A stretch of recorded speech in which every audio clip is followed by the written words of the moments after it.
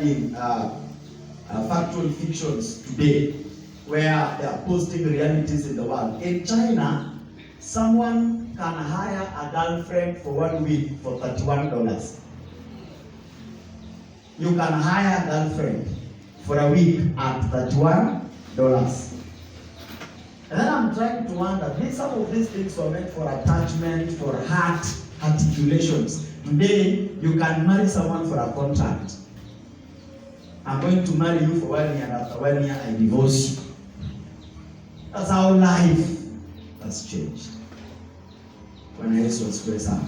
And so I want us to look at some of these things and to understand a few dynamics of things which have changed in this world or in this life today, and try to do some analytical understanding. The next few minutes, then we shall pray. Let's first of all begin by understanding that God created the world into shifting and changing seasons. That is why there is day and night. So we expect change to take place. We exchange differences to be evident. The world was created by God, and since then, it has always undergone through several changes. The world has constantly changed because of the constant changing time. Once time keeps changing, then things must always change. And I want us to look at a few things that have changed in the world today. This session may not be very spiritual, but I want us to understand the context of our time, the context of our days, the context which we are living in. Me and you, I leave Bishop alone because of their time. That's why Bishop every time he's preaching, he tells us, during our time, during our days, he cannot preach a successful sermon without reminding us during their time. Now, me, I love listening to him because I find some of the things they did very interesting. For instance, Bishop comes and tells us they went to school barefooted. Can you go to school barefooted? Eti miguu mitupu na kanyaga kubwa kubwa eti ninaenda shule. Unakubali kwenda?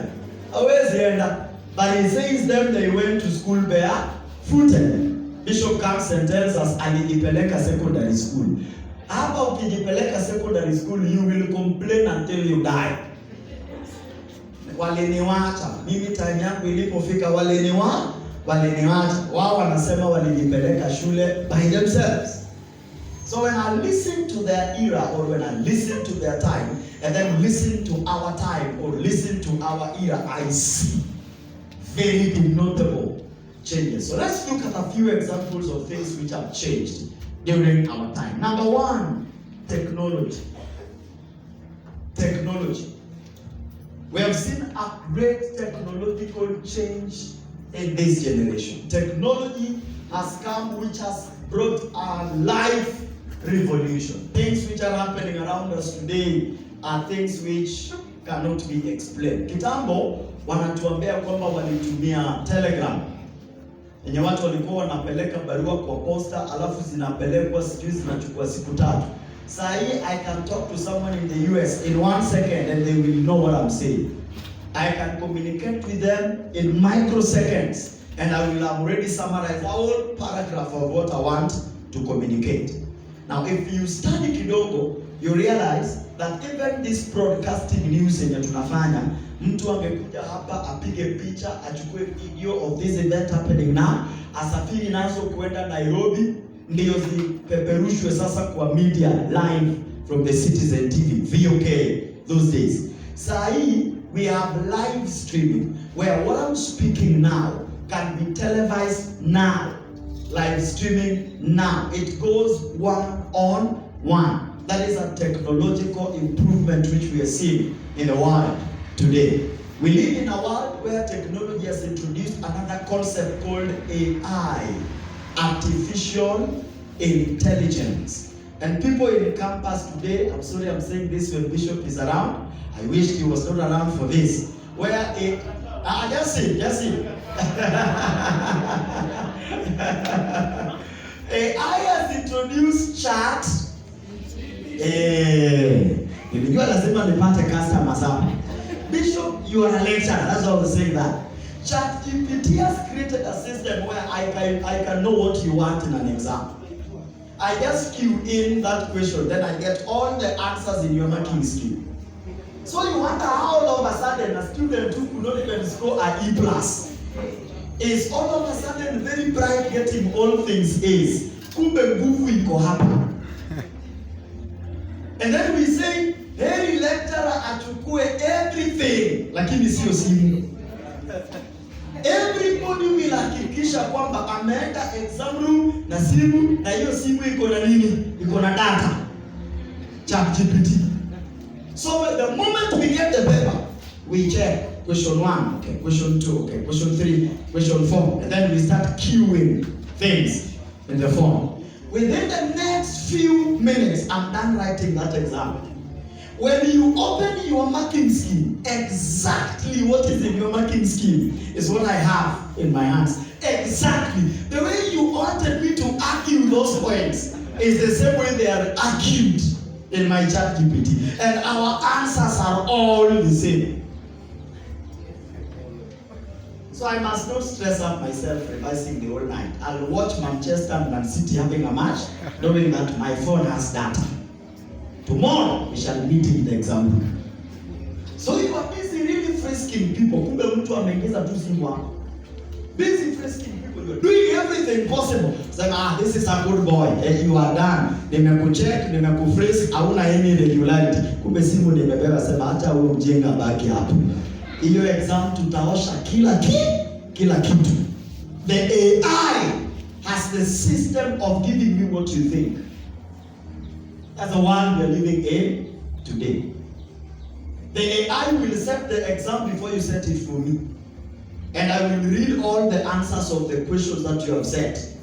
And then revise and come to them in the exam. That is our world today. By the way, we are being told, we who have been through the university over and over again, we are being told that our degrees are fake.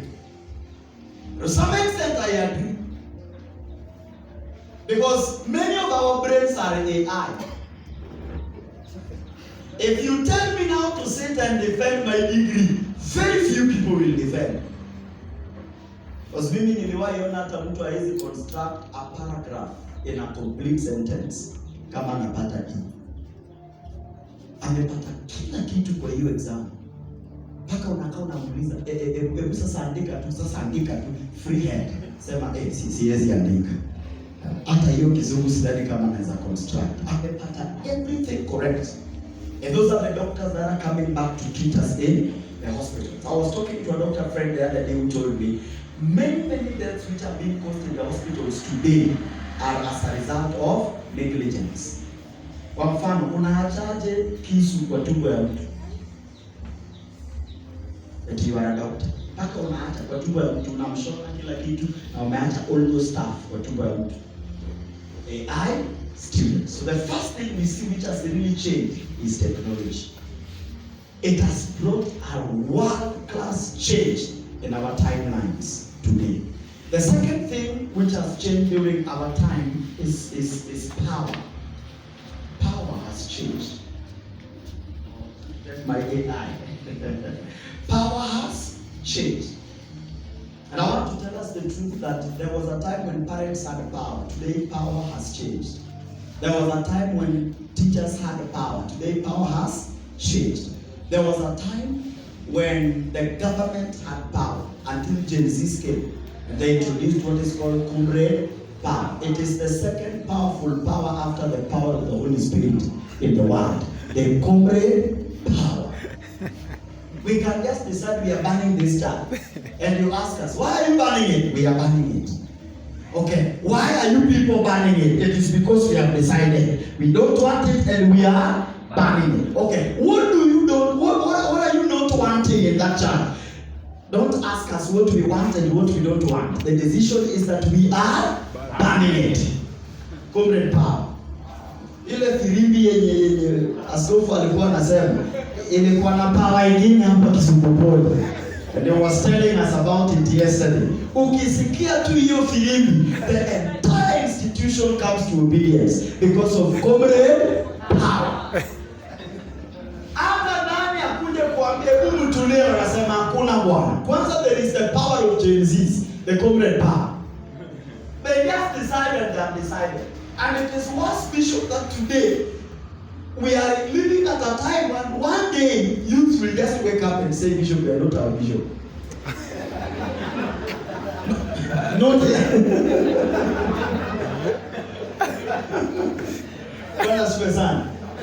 Would you mind bringing me down here? Will it be possible? Just coming down here. We are coming at a time when people will just wake up with anything different. And it is in this comrade power where we even have the youth who talk in pluralism. Nobody speaks singular. Everybody talks we. Sisi. Hiyo chakula tulipikiwa hatukushiba. As if they are sharing their stomachs. Hatukushiba. Hatukufurahia. You ask them, when are you closing? We were told that we will be closing. They never talk singular. All discussions are always in the plural. Okay, what did you score in the last exam? We. You know our class, that paper, our class, even the index number 1 scored 10. So if the index number 1 scored 10, don't ask me what I scored. We failed our class. They said, they told us. We were told. We had. What's that we had? The we had is always a very powerful rumor-mongering statement. When someone does not want to take accountability of something, they will say, we had, we were told. Okay, who said it? We had. We are not very sure if it was Pastor James who spoke it. One thing we know is that we had. As a generation today.